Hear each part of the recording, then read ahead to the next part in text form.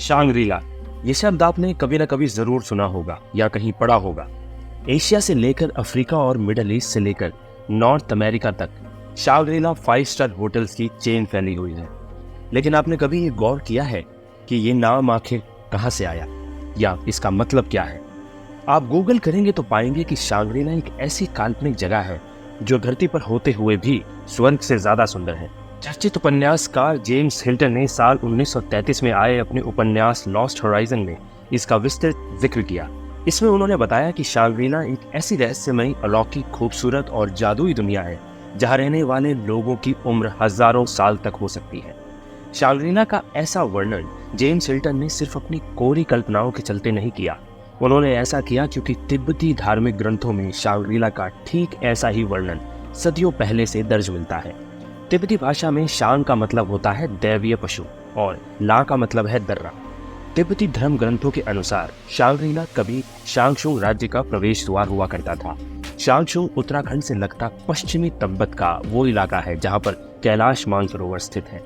दोस्तों, तिब्बती ग्रंथों में ये भी कहा गया है कि ये शांग्रीला का इलाका इतना खूबसूरत है मानो स्वर्ग का रास्ता हो। ना तो यहाँ तिब्बत की तरह शीत पठार है और ना ही अन्न की कोई कमी। मखमली घास के मैदान, खूबसूरत नदी, झरने और हिमाच्छादित चोटियां यहाँ के सौंदर्य को सम्मोहित करने वाला बना देती हैं। लेकिन शांग्रीला असल में कहीं है, और है तो कहाँ है? इसे आज तक कोई नहीं खोज सका। लगभग 300 सालों से इस इलाके की खोज खुद तिब्बती लोग भी कर रहे हैं और पश्चिमी देशों के कई अन्वेषक भी। लेकिन ये तमाम लोग जिस शांग्रीला को तिब्बत में खोजते आए हैं वो उत्तराखंड में भी हो सकता है। सो इस ओर किसी ने भी ध्यान नहीं दिया। तमाम पश्चिमी यात्री उत्तराखंड के सीमांत धारमा, व्यास, चौदास और जौहर घाटी में इसकी तलाश करते कभी पहुंचे ही नहीं, क्योंकि तिब्बती धर्म ग्रंथ लू वूम में जिस शाओचुंग इलाके का जिक्र है वो कैलाश मानसरोवर वाला क्षेत्र है। लेकिन मानस खंड के अनुसार ये पूरा इलाका कभी तिब्बती प्रभाव में ना होकर एक अलग राज्य था जो भारत के प्रभाव में हजारों सालों तक रहा। इसी इलाके के प्रभाव में पिथौरागढ़ की दारमा, व्यास, चौदास और जौहर घाटी रही। दिलचस्प बात यह है कि जौहर घाटी में ही एक गांव है शांग्री और उसके कुछ ही दूर पर है ला गांव। दोस्तों, यहीं से वो रास्ता गुजरता है जो सीधे कैलाश मानसरोवर को जाता है। इस क्षेत्र पर एक दिलचस्प किताब लिखी है तिब्बतोलॉजिस्ट और पूर्व IAS सुरेंद्र सिंह पांगती ने। आज की इस कहानी में हम पिथौरागढ़ की इन रहस्यमय खूबसूरत घाटियों की यात्रा पर आपको ले चलेंगे। नमस्ते दोस्तों, स्वागत है आप सभी का प्रामाणिक मुलाकात में, जहां हम आपको सुनाते हैं सच्ची घटित कहानियां और किस्से। और मैं हूं आपका कहानीकार व्यास और आप देख रहे हैं। दोस्तों, इस कहानी की शुरुआत होती है उस दौर से जब गोरखाओं ने कुमाऊं की राजधानी अल्मोड़ा पर कब्जा कर लिया था और उनकी नजर अब गढ़वाल पर थी। भूकंप से तबाह हो चुकी गढ़वाल रियासत पर जीत हासिल करना कोई मुश्किल काम भी नहीं था। इसी आत्मविश्वास के चलते गोरखाओं ने सिरमौर रियासत तक अपना परचम लहराने के मंसूबे बना लिए थे। लेकिन इधर अल्मोड़ा महल में गोरखा सेनापति अमर सिंह थापा एक गहरी चिंता में डूबा हुआ था। वो चिंता थी कुमाऊं की सुदूर पूर्व जौहर घाटी में उसकी सेना को मिली। इस हार ने उसके सिपाहियों के जहन में कुछ हद तक डर बैठा दिया था। साल गुजरते गए और गोरखाओं ने गढ़वाल रियासत के साथ साथ सिरमौर रियासत पर कब्जा कर लिया। लेकिन जौहर अब भी अजय था। प्रसिद्ध इतिहासकार एटकिंसन के अनुसार गोरखा सेना के लिए ये डूब मरने वाली बात थी, क्योंकि इस दौर में जौहर की कुल आबादी सिर्फ 3000 से भी कम थी। यानी जौहर में सिर्फ पुरुषों ने ही हथियार नहीं उठाए थे, बल्कि उनकी महिलाएं भी फ्रंट लाइन में लड़ रही थी, उनके बच्चे लड़ रहे थे और उनके बुजुर्ग भी। पूरा जौहर अपनी अस्मिता के लिए युद्धरत। 10 साल तक गोरखा जौहर में घुस न सके और जब वे जीते भी तो उसके पीछे कोई शौर्य या वीरता नहीं, बल्कि एक संधि थी। क्या थी वो संधि दोस्तों? इस पर आगे चलकर बात करेंगे। लेकिन इस किस्से से आप ये जरूर समझ गए होंगे कि जौहर के लोग न सिर्फ मेहनती होते हैं, बल्कि साहस और वीरता उनके DNA में है। ये साहस जौहर, दारमा, व्यास के लोगों में कहां से आया, इसका भी एक दिलचस्प इतिहास है। ऐतिहासिक संदर्भों में जौहर वंशियार क्षेत्र को स्वर्ण गोत्री स्त्री राज्य कहा गया है, यानी स्वर्ण वंशीय रानी का प्रदेश। कुछ और आसान शब्दों में कहें तो सोने के आभूषणों से समृद्ध एक रानी का राज्य। लोक परंपराओं के अनुसार जौहरी स्त्री इस पूरे क्षेत्र की शासक हुआ करती थी, जबकि पुरुष वर्ग विभिन्न दिशाओं में हमलावरों से जूझने में और वस्तु विनिमय वाला व्यापार यानी बार्टर ट्रेड, खेतीबाड़ी और पशुपालन जैसे कामों में व्यस्त रहता था। तिब्बतोलॉजिस्ट और जौहर के ही निवासी SS पांगती बताते हैं कि लोक मान्यताओं के अनुसार यहाँ की महिलाएं पुरुषों के कपड़े पहनकर हमलावरों से युद्ध भी करती थी। संभवतः यही कारण है कि गोरखाओं के खिलाफ युद्ध में पूरे उत्तराखंड में सिर्फ यहीं की महिलाएं उतरी। अपनी व्यावहारिक दक्षता और शारीरिक पराक्रम की बदौलत जोहारी शोकाओं ने पश्चिमी तिब्बत के थोक दोरोकपा के सोने की खदानों से सबसे ज्यादा सोना हासिल किया। इस आधार पर स्वर्ण का व्यापार करने वाली जोहारी महिलाओं ने स्वर्ण गोत्रीय स्त्री वंश का विशेषण हासिल किया।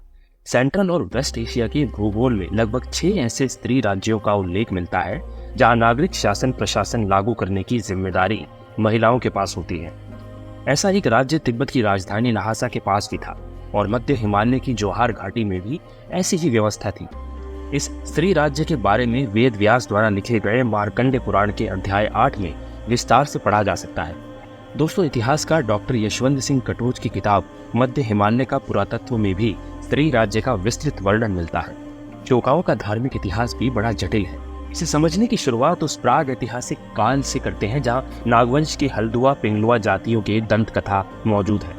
दोस्तों, कहानी कुछ यूं है कि हल्दुआ पिंगलुआ जातियों को पक्षियों के रूप में रहने वाला दैत्य पुरु, जो आकाश में उड़ने वाला एक तांत्रिक गुरु था, उससे घनघोर संघर्ष करना पड़ा।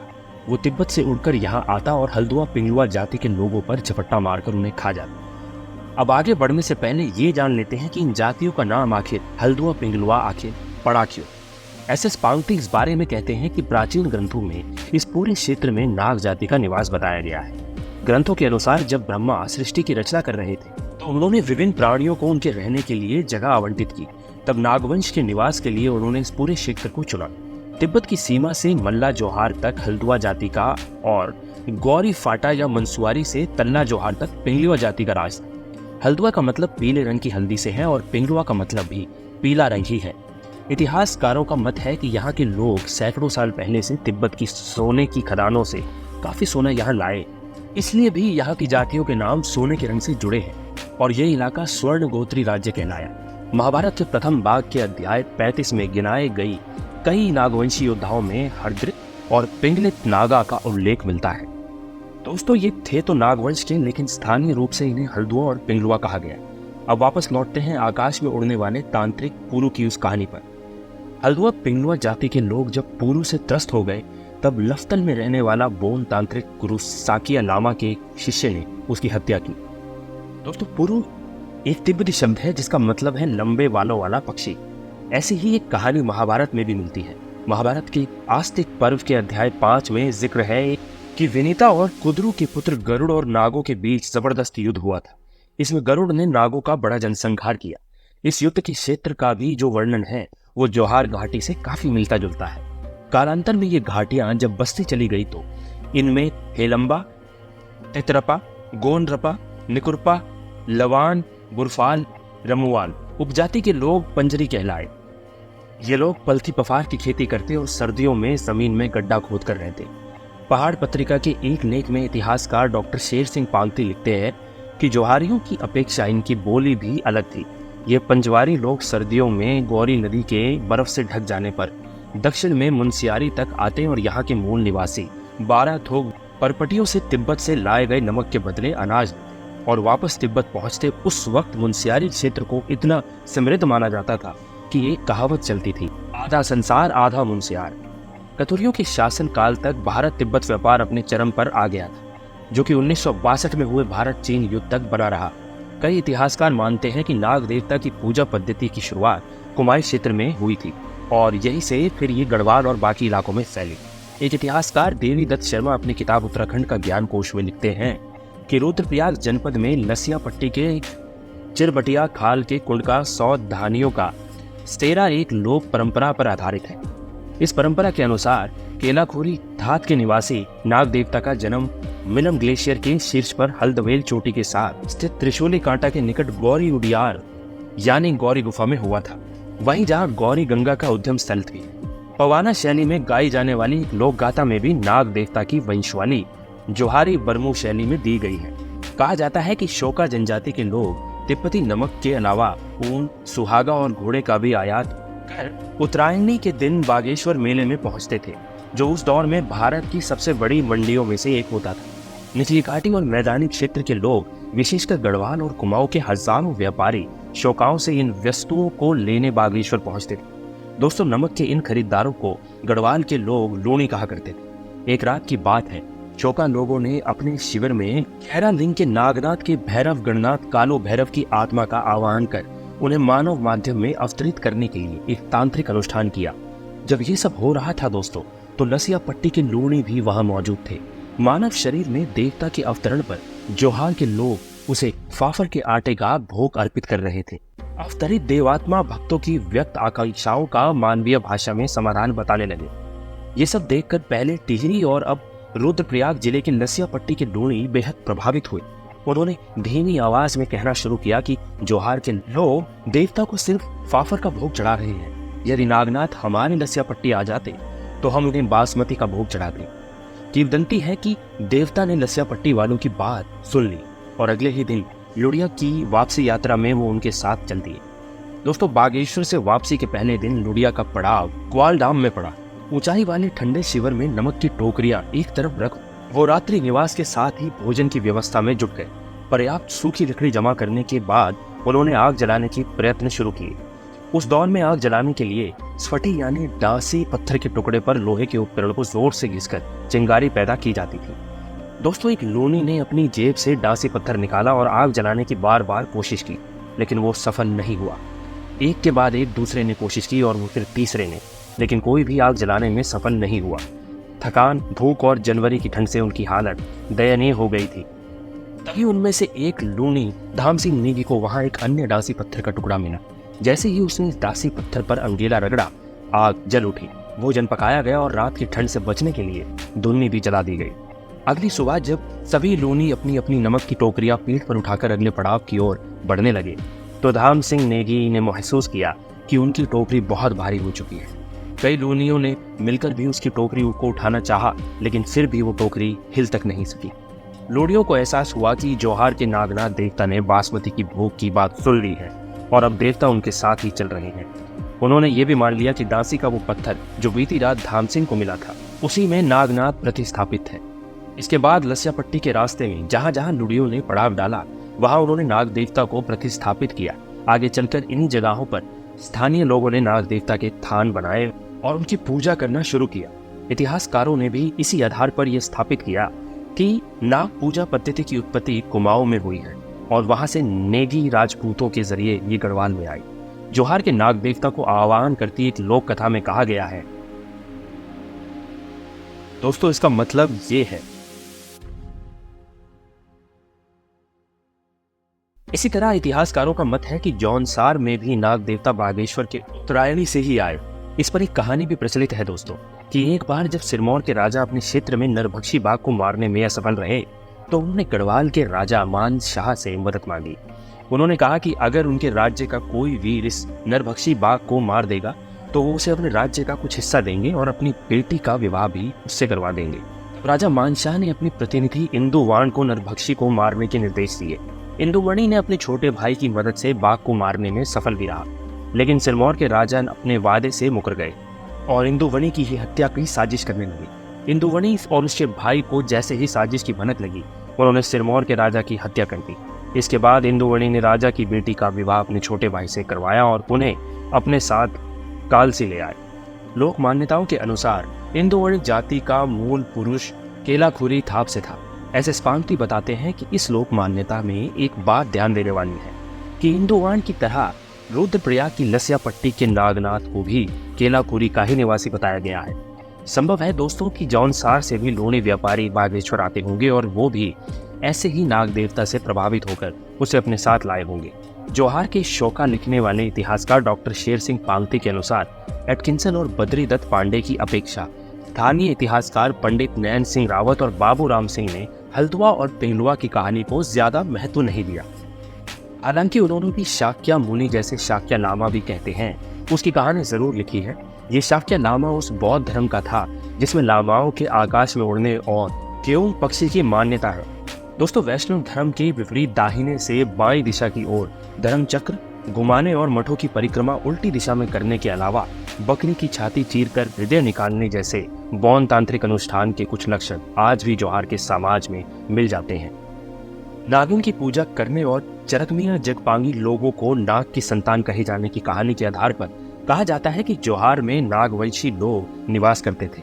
बौद्ध धर्म के प्रचार प्रसार से पहले मंगोलिया, चीन, तिब्बत, नेपाल, सिक्किम और भारत के हिमालयी भूभाग पर बौद्ध धर्म के अनुयायी निवास करते थे। दोस्तों, कुमाऊं में कत्यूरी वंश के अवसान और चंद वंश की शुरुआत के समय ये पूरा इलाका नेपाल के डोटी शासन के अधीन था। चंद शासन काल की जब शुरुआत हुई तो गढ़वाल, कुमाऊं, नेपाल और कुछ अन्य जगहों से लोग आकर जौहार में बसने लगे। इस दौरान यहाँ पहले से रहने वाले लोगों और बाद में आकर बसे लोगों के बीच जबरदस्त संघर्ष भी हुए। फिर साल 1557 में राजा रुद्रचंद ने सभी गुटों के बीच समझौता करवाया। राजा रुद्रचंद के शासन में ही इस पूरे इलाके को जीतकर चंद वंश में मिला लिया गया। धीरे धीरे पूर्व निवासी पंजवारी और बाद में आए लोगों के बीच वैवाहिक और सांस्कृतिक संबंध स्थापित हुए और कालांतर में बौद्ध अथवा बौद्ध धर्म का प्रभाव यहाँ कम होता गया। कुमाऊं के निकट संपर्क में रहने के कारण इस पूरे समाज ने फिर वैदिक धर्म को अपना लिया। दोस्तों, 18वीं सदी के मध्य में भादु बूढ़ा की चौथी पीढ़ी में पैदा हुआ कोचो बूढ़ा ने बमन गांव की जयदेव नाम के एक द्विवेदी ब्राह्मण को आमंत्रित कर उन्हें मिलम वालों का पुरोहित नियुक्त किया। उनके बाद जोशी, पंत, पांडे, त्रिपाठी, लोणी आदि पंडित आकर जौहार के पुरोहित बने। इसी अवधि में अलग अलग इलाकों से शिल्पकार और निरासी वर्ग के लोग भी यहाँ आकर चौकाओं के आश्रय में रहने लगे, जिससे यहाँ वर्ण के आधार पर सामाजिक व्यवस्था की स्थापना हुई। सन 1670 में बहादुर मिलवाल और लोरू ब्रिजवाल ने कैलाश मानसरोवर यात्रा करने आए राजा बहादुर चंद का मार्गदर्शन किया था।